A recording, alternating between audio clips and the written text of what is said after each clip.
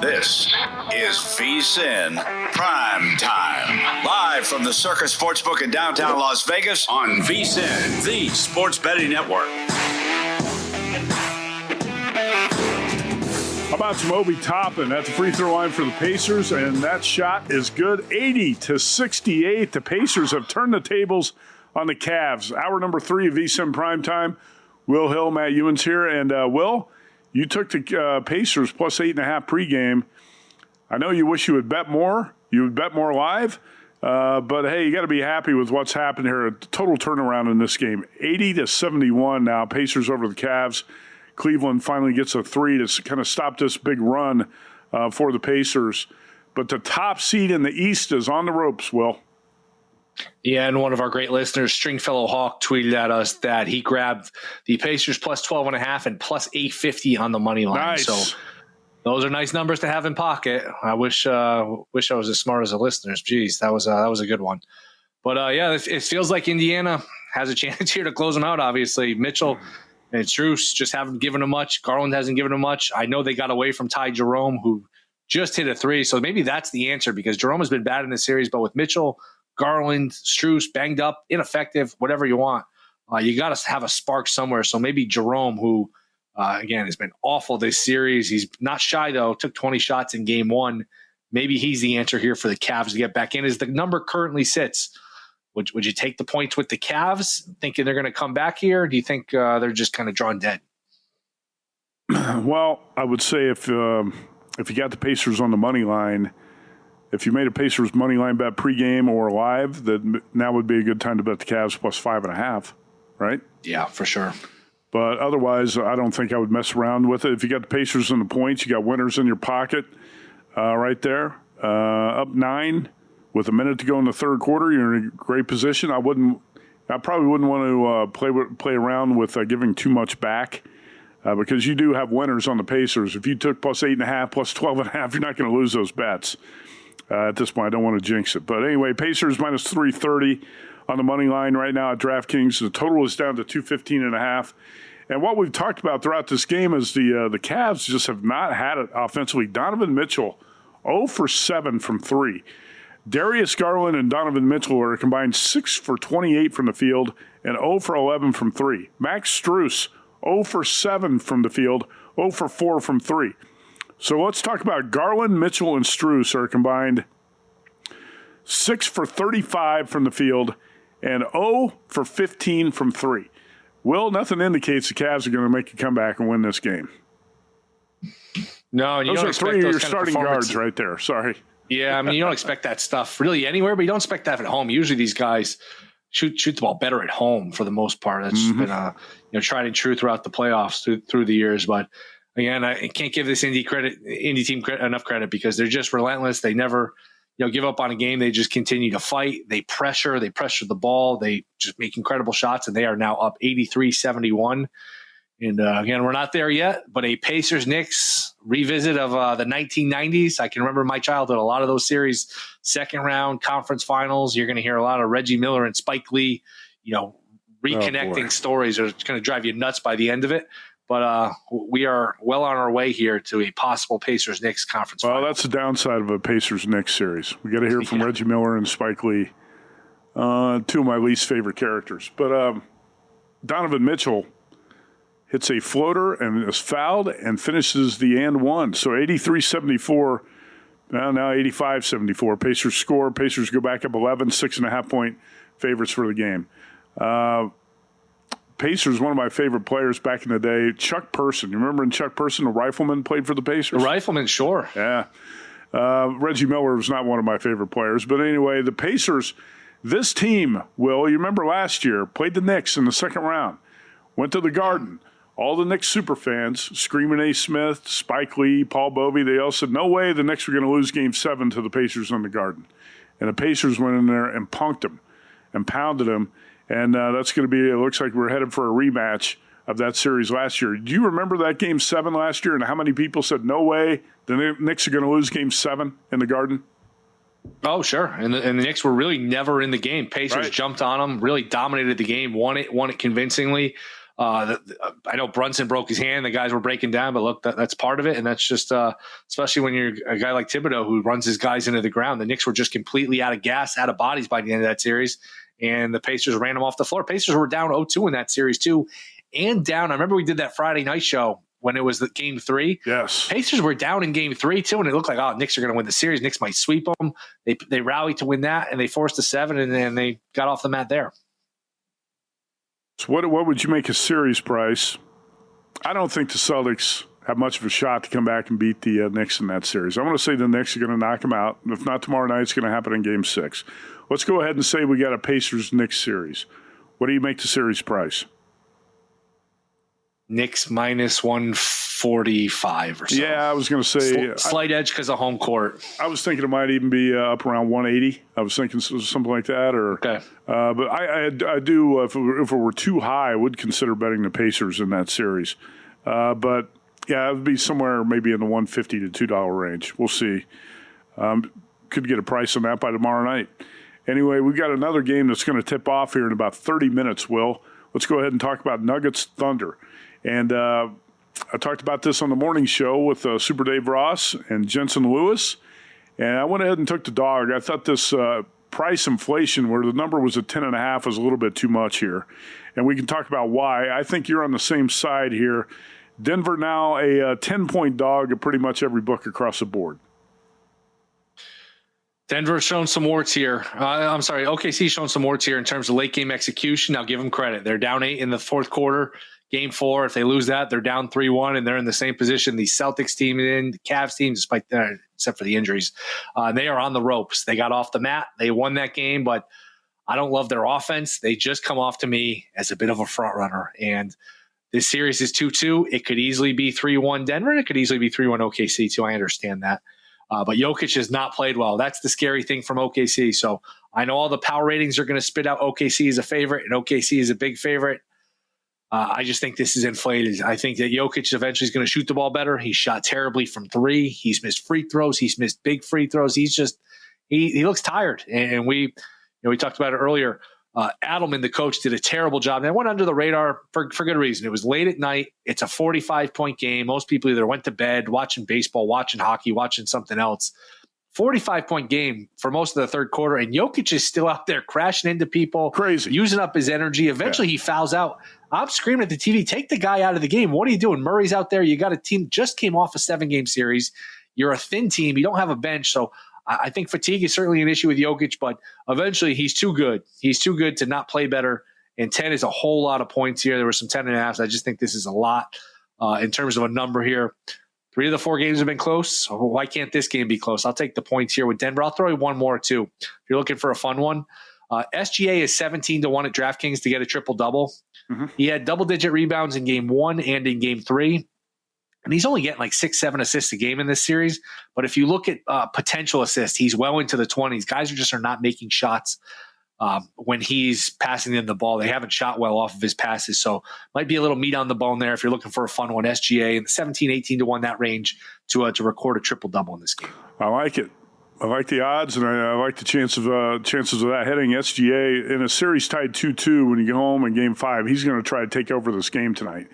And he's also going to be the focus of the defense. So he's going to be dribble driving and passing off to teammates for three-point opportunities. So I think the assist chances are going to be there. I like it. I think SGA, who went 0 for 5 from 3 in the previous game, is also showing signs of wearing down, though. There's been so much talk about how the Joker's wearing down, and he is. I think some of that has to do with the OKC defense. The Thunder, really good defensive team, and they've done a great job on Jokic throughout this series. I think that's played a part in wearing him down.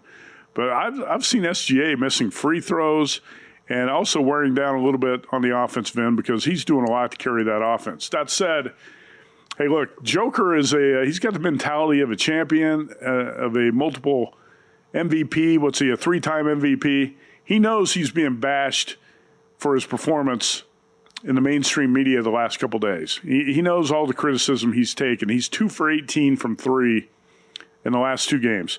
I think you're going to see Joker show up and play a big game tonight. And it's not just the fatigue and the poor shooting. Will, he's turned the ball over a lot too. I think that's another sign of fatigue when the guys just make poor decisions and throwing the ball away. And Joker's done a lot of that. But this game 5, I think you're going to get the best from him tonight. I would expect Joker to keep the Nuggets in it and give the Nuggets a shot to win this game, and that's why I took the 10.5.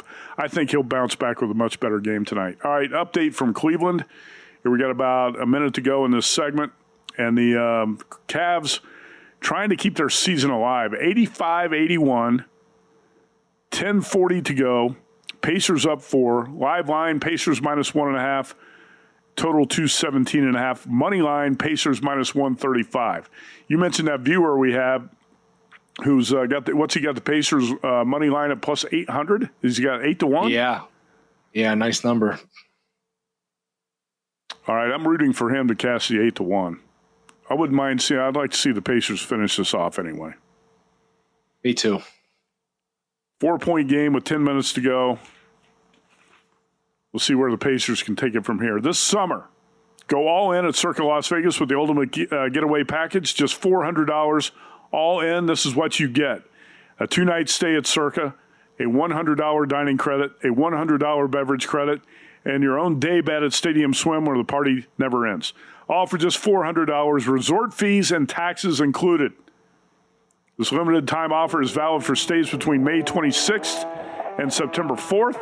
Don't miss out. Lock in your all-in summer package now at circalasvegas.com. Pacers still up 4, 10 minutes to go, and we're about 25 minutes away from tip-off in OKC between the Thunder and the Nuggets. We're going to talk baseball betting when we come back here on VSiN Primetime.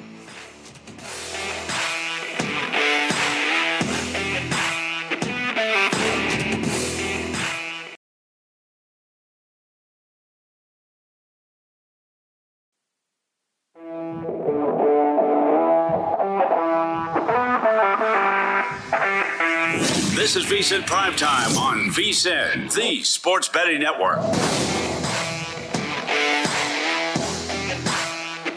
Will Hill, Matt Youmans here on VSiN Primetime. We're going to talk baseball betting here. And, Will, quick update from the NBA before we get to baseball. How about Pacers 87-86, 9.5 minutes to go.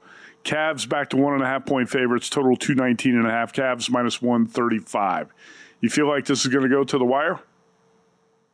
Yeah, I think we're already at that point. I've sort of given up making predictions mentally because I thought the Cavs would pull away. I thought the Pacers would pull away. I guess I'm at the point where now let's just kind of put our feet up and enjoy and watch the game because this has been it's been a good game. It's been a good game. This would be a bitter loss for the Cavs after winning 64 games to lose in the second round in 5 games, lose 3 times on your home floor, get blown out and embarrassed like they did on Mother's Day in Game 4. But we're not there yet. They fought back here. They've gotten a little burst, a little bump. Now you're at the point where if you're Indy and you don't finish it, like, man, we had a chance to finish this thing off. Big lead. Now we got to play a Game 6 and who knows a Game 7. So we'll see what happens. Right now, if you had to guess who wins, who do you think wins? Cavs. If the Cavs win a tight one, stay alive, go back to Indiana for Game 6. If the Cavs lose, half the players will be on the way to Cancun and out of Cleveland by tomorrow. Anyway, John Ewing at BetMGM tweeted this. Let's get to baseball. A bettor at BetMGM wagered $2,000 on Aaron Judge to hit 400 or better this season. At 175-1 odds, that would win $350,000. Judge currently batting .414 going into tonight. Will Hill, do you like the bet or not? When was that bet placed? Those are current odds, or was that before the season?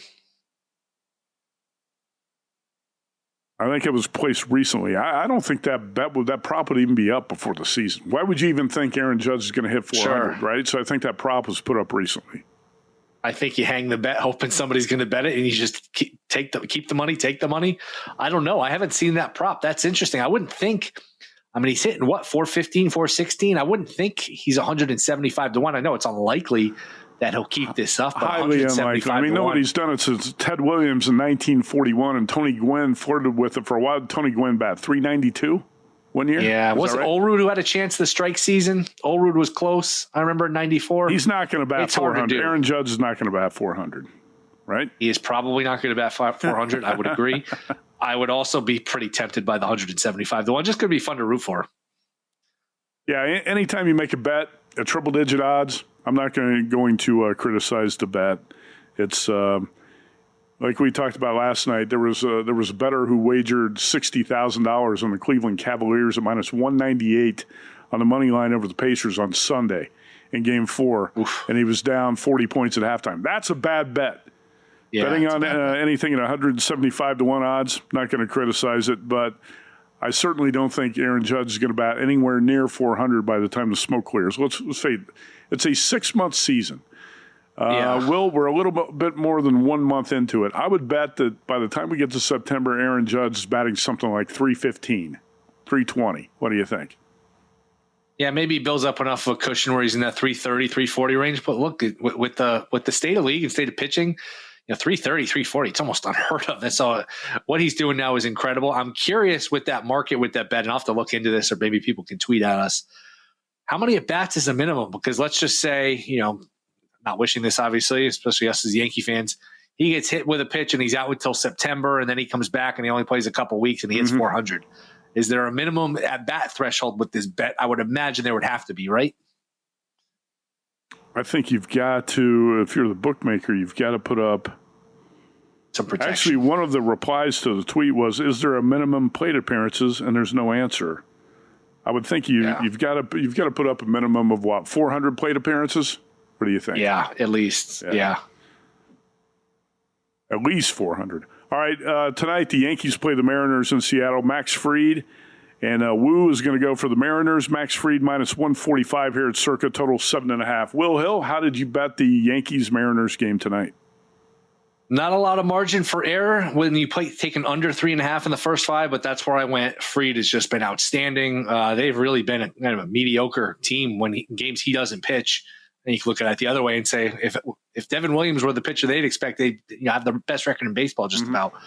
So they can hit. They can score some runs, but that's a tough place to score runs. Wu is fantastic. Wu is really good at home. Adam Burke was on earlier explaining the home road splits here with Wu, who's really good. I think an underrated pitcher. So Fried's been outstanding. Only 6 earned runs all year. Wu is really good. I don't like playing these full game unders because of ghost runners and bullpens, and that's a whole different animal. So when it's an under for me, I'm almost always going to go first 5 under. And something I've been playing more of, first 3 unders, where I don't have to go through the lineup a full second time. If you want to lay a little juice, under 2.5 in the first 3 is minus 154. That would also interest me, but let's call it under 3.5 in the first 5.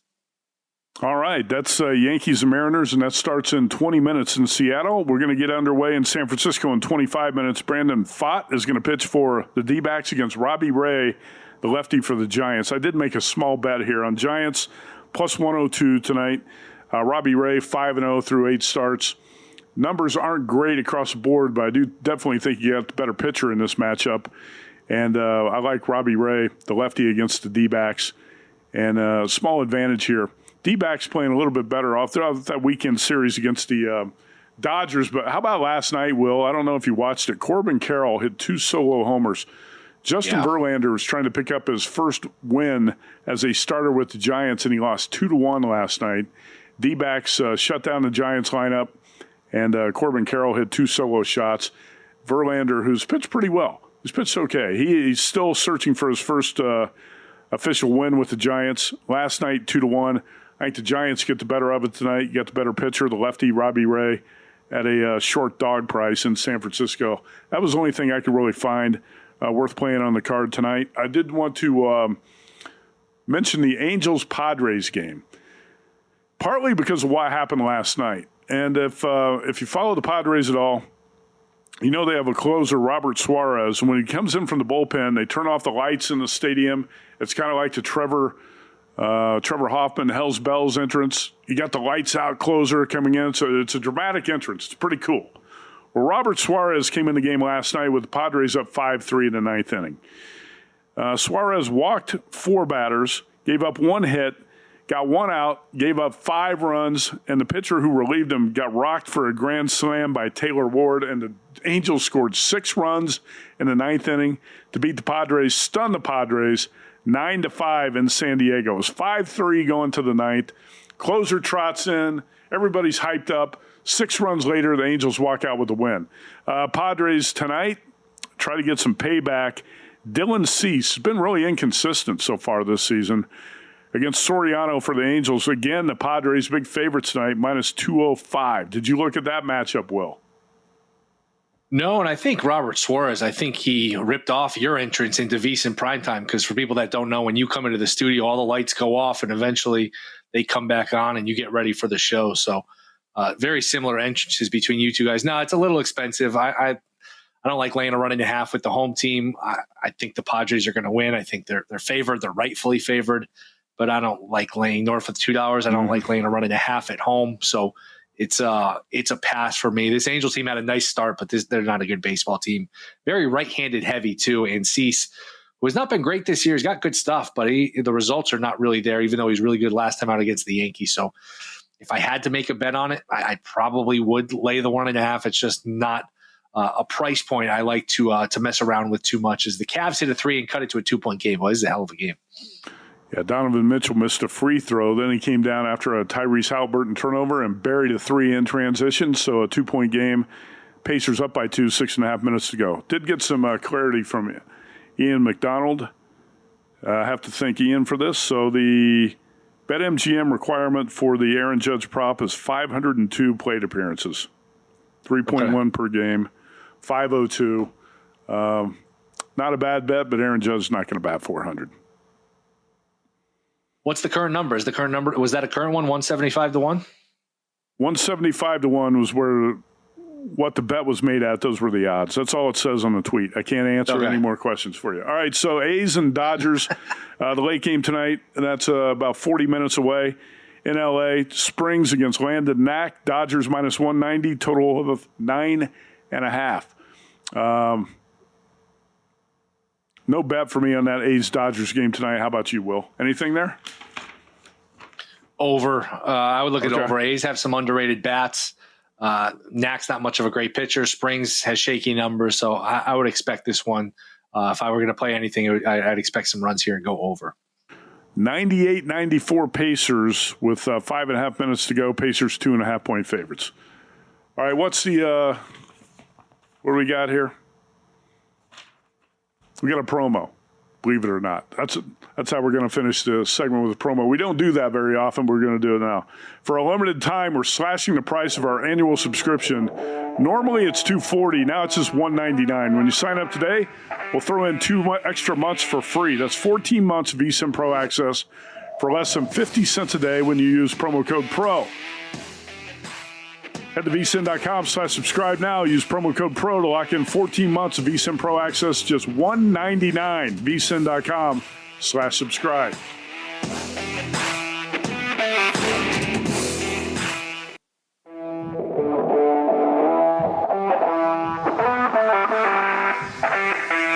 This is VSiN Primetime on VSiN, the sports betting network.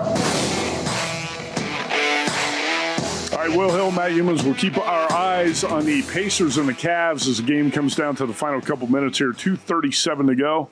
Pacers up 7, 104-97. Pacers 6.5-point favorites live. Will, does that number seem a little bit big?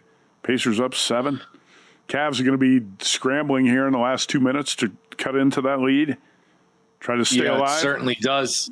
It certainly does. And if you have access to a total, we're in that range where you could get a bunch of fouls and get this game really stretched out here with some garbage points late. I'd look towards an over.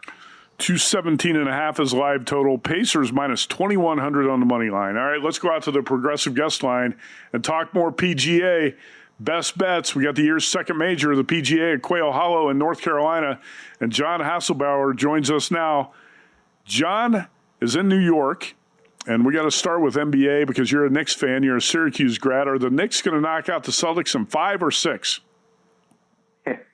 What a crazy change of circumstance we found ourselves in after the unfortunate Tatum injury yesterday. So wish him all the best. But I would love to get this thing done with in Game 5. I'm surprised the Celtics are as much of a favorite. I know it's a desperation must-win at home.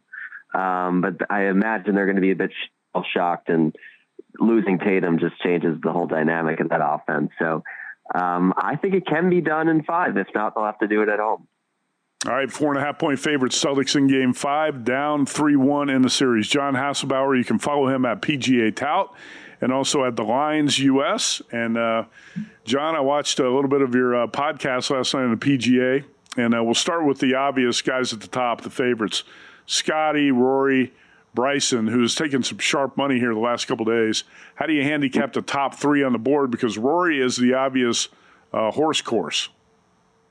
Yeah, it's interesting because the majors, the PGA Championship, does not always or often go to PGA Tour stops, but that's this week. So Quail Hollow is the host of the Wells Fargo, now the Truist Championship. Every year since 2003, we have a whole lot of data to go off of, and nobody is remotely close in terms of course history to Rory McIlroy. He has dominated here every single year. He's in the top 10 virtually every time he's teed it up, and that's over a dozen appearances. He's won here 4 times, including last year, the last time he came here. So for all of those reasons, he is a deserving favorite. He's also coming off of the Masters victory. He's got that monkey off of his back. And by contrast, you have Scotty Scheffler, who's actually actively avoided Quail Hollow every single year. He's never played the Wells Fargo Championship here. His only experience here is in the President's Cup, which was played at Quail Hollow in 2022. And he was actually very disappointing in that President's Cup. He went 0-3-1, did not win a match. So some concerns about the course history there, but at the end of the day, he's Scotty. He will play well here, but that may give you some pause to take a number that short. And then, Bryson has picked up steam. Absolutely. He's a deserving third favorite. I think it's a class of 3 that you make a decision on. I would have to imagine at least 2 of those 3 are going to be in the mix on Sunday. And this is a course that rewards sheer power and distance off the tee. So yet another suitable course fit for Bryson this week. Sometimes, John, these live guys, a little out of sight, out of mind. You have to kind of remind yourself here that they're in the mix. You mentioned DeChambeau's taking some sharp money. Obviously, it's probably a good fit here with his ability off the tee and the putting conditions. That being said, give me a thought or two here on some of these other live guys.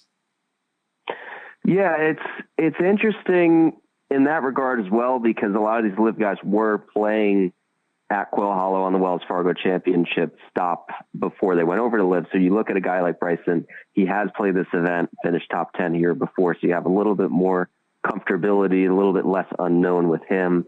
At the very bottom of the board, you have a guy like Phil Mickelson, who historically has gained the second most strokes at Quail Hollow to Rory McIlroy, so number 2 in course history. Albeit we're dating ourselves back a long time with that course history, but he has a whole lot of top 10s at this event, at this course to his name. And it's a venue that will reward his distance and short game. And it was only 4 years ago that he won his own PGA Championship. So do with that information what you will. I think he's a deep sleeper, but an interesting top 40 bet. Sergio Garcia is another long shot who hits it long. And has, majors to his credit. So I think that's another player that I'm looking at towards the very bottom of the board. But after Bryson, I think I'm probably fading the other big names on live this week. So I won't have much exposure to Neiman, to Hatton, to Brooks, to Cam Smith, those guys this week. Max Homa's a guy. He's had a very rocky performance recently. The recent trend is not what you're looking for in terms of somebody for an outright. That being said, he's done really well with this course. Is he live? Is he worth a flyer to 171, or is that just a complete donation at this point? Hey,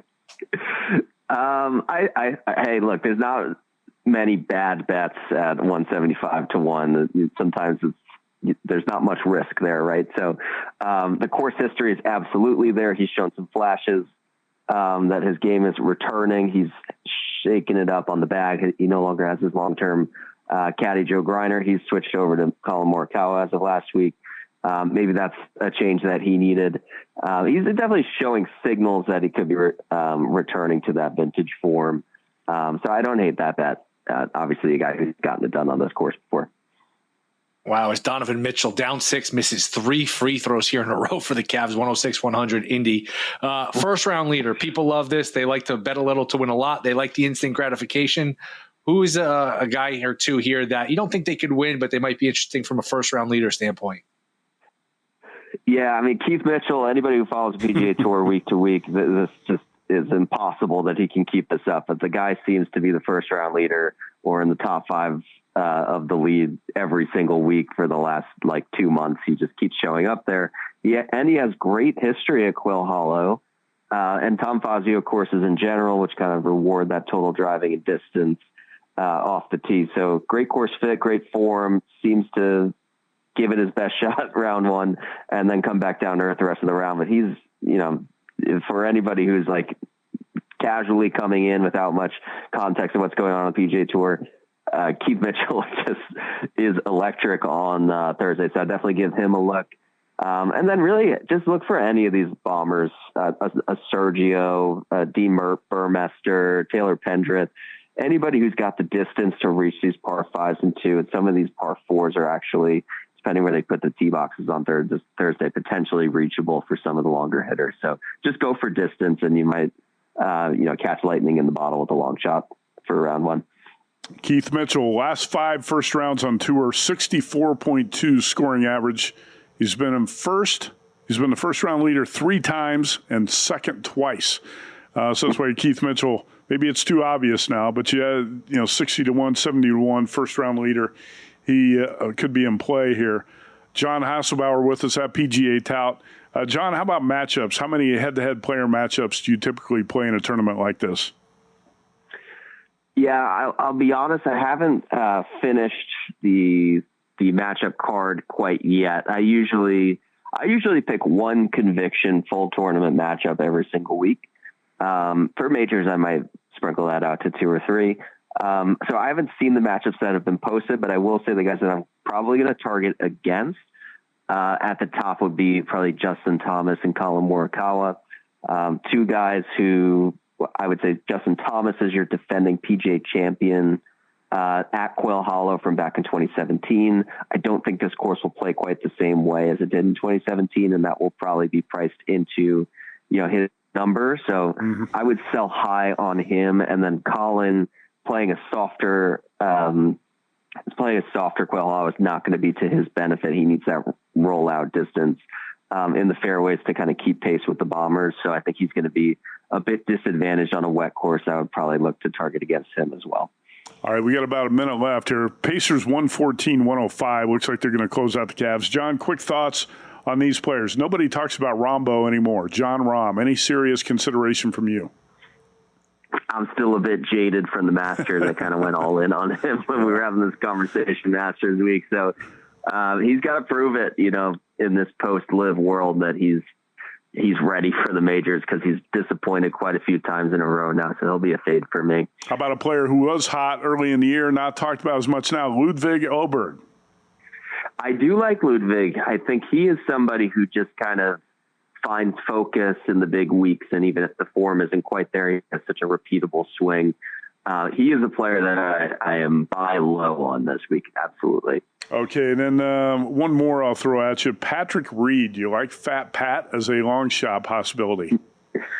I loved Pat on this weekend, but as the forecast has gotten wetter, I think that's to his detriment. He's just sacrificing distance to the field. So was going to be high, but I've cooled off on him. All right, follow him at PGA Tout, John Haslbauer. John, best of luck this week on the golf. You as well. Thank you, guys. All right, 114-105. Will Hill, it's all but over, right? Pacers are moving on. And the live total gets over if anyone got in on that. Incredible game.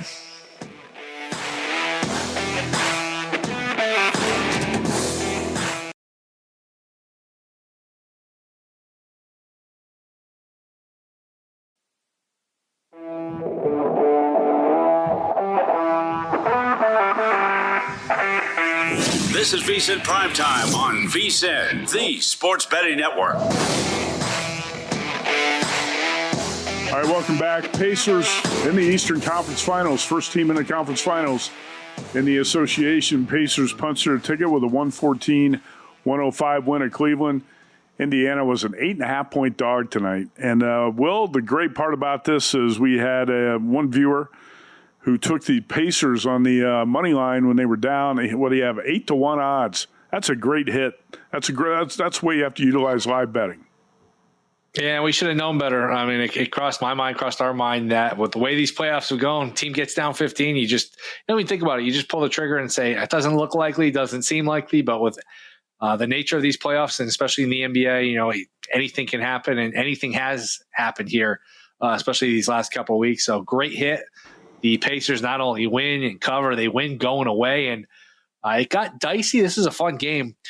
Pacers are up 6. They foul a three-point shooter. They did it a couple times. Mitchell down 6, 106-100, misses all 3 free throws. A Dennis Scott moment for those old enough to remember that. And Pacers respond and put the game away. So the Pacers are on to the conference finals. Wes Reynolds is celebrating somewhere. You never see that. Donovan Mitchell missed 3 free throws. He was 15 for 21 from the free throw line tonight, and he had 35 points. Good game, but, man, missed 3 in a row there at the line. I think he came back and hit a three-pointer on the next possession, didn't he? Anyway. He did. Let's talk about Edge Boost. It's the first-ever bank account built for bettors, ensuring all gambling transactions are approved. No usage fees, no minimums. Earn cashback rewards. 100% approval for all betting deposits. Sign up today at edgeboost.bet with promo code PRIME. Deposit $25 and Edge Boost will match the deposit. That's edgeboost.bet.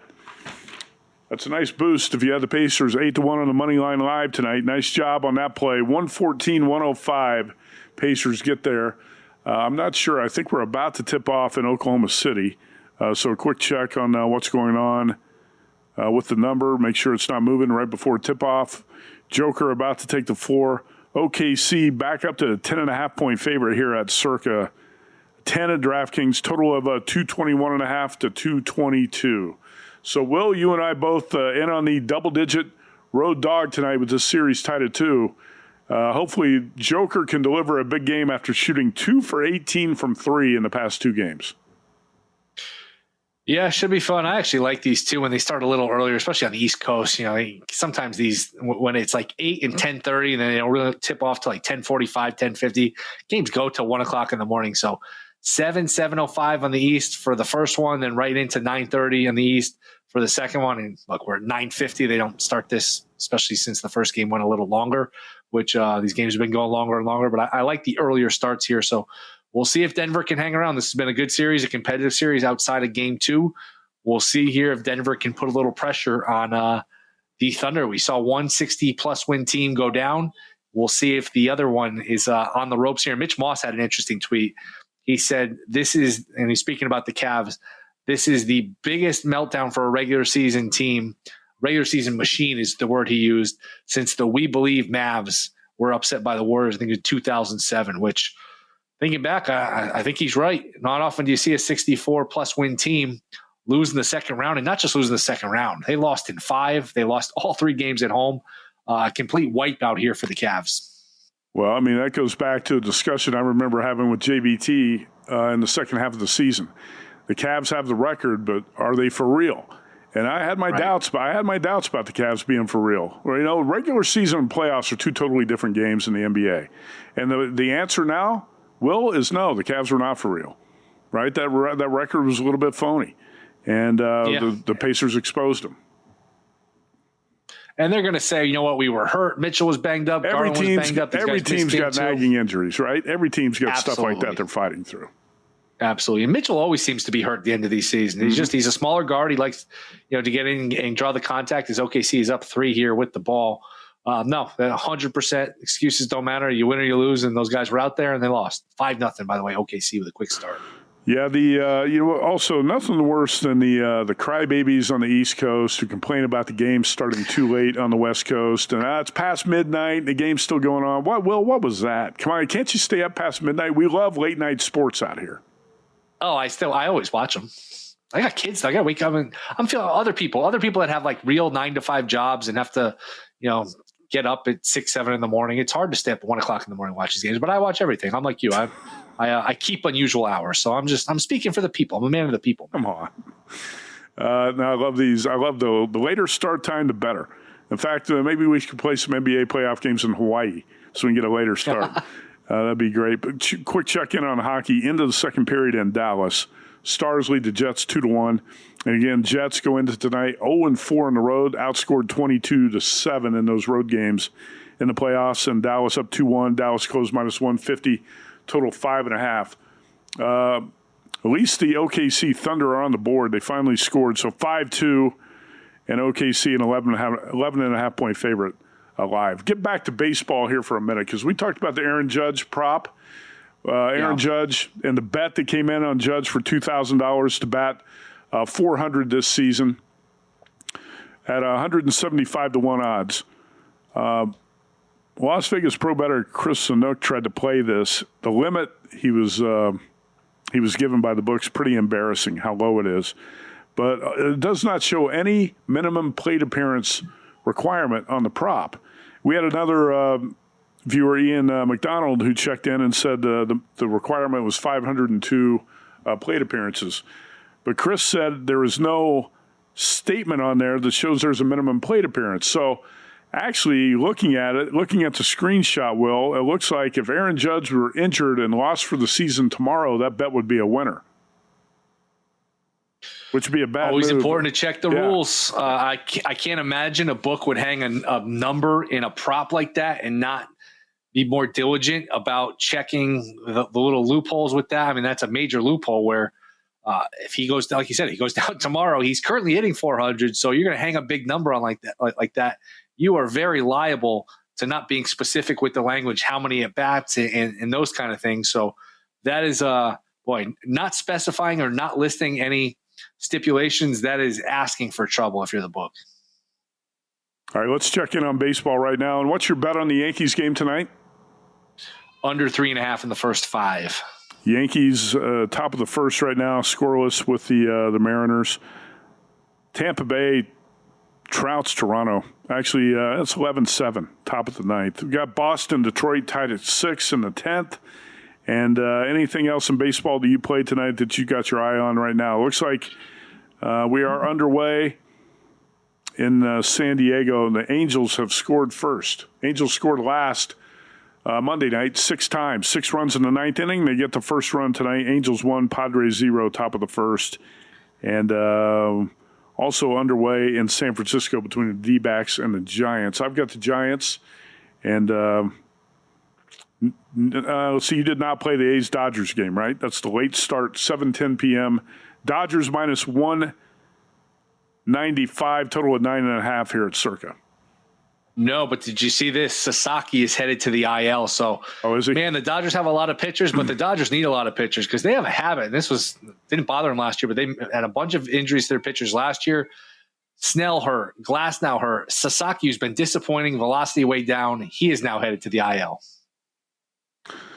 Yeah, Dodgers got like 5 starting pitchers injured right now.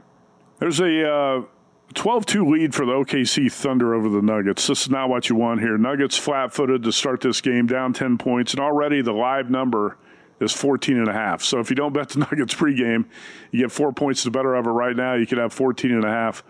Hopefully Denver can start to score and get back in this game. This is a carryover from the first quarter on Sunday when the Nuggets scored 7 points in the first quarter. That was one of the worst quarters I've ever seen. Been watching the NBA for a long time. Over 40 years. I don't think I've ever seen a team as bad in the first quarter. And I did see the Utah Jazz, I believe, score 5 points in the first quarter once. But the Nuggets were so bad offensively in the first quarter on Sunday. And I believe, the teams were combined 1 for 31 from 3 late in the first half. That was bad basketball. Well, guess what, Will? The Nuggets have carried that over to the first quarter tonight. Yeah, and the first and fourth quarter combined for the Nuggets, 26 points. So they actually, like I said, 8-point lead early in the fourth quarter on Sunday, and it has carried over here. Denver just can't buy a shot. With the way that these playoffs are going, should we just pocket the Denver plus 520, bet it right now on the money line and forget it? Or is this going to be an OKC run out? The way the playoffs are going hasn't been a bad idea. By the way, we're talking about that Aaron Judge prop. How about Tony Gwynn batting .394 with 419 at-bats? That was in 1994. Next year he batted .368 The next year, 353. And in 1997, Tony Gwynn batted 372 with 592 at-bats. Underappreciated by some. Tony Gwynn was an incredible hitter. All right, quick break here on VSiN Primetime. We come back with a lot more NBA in hour number 4.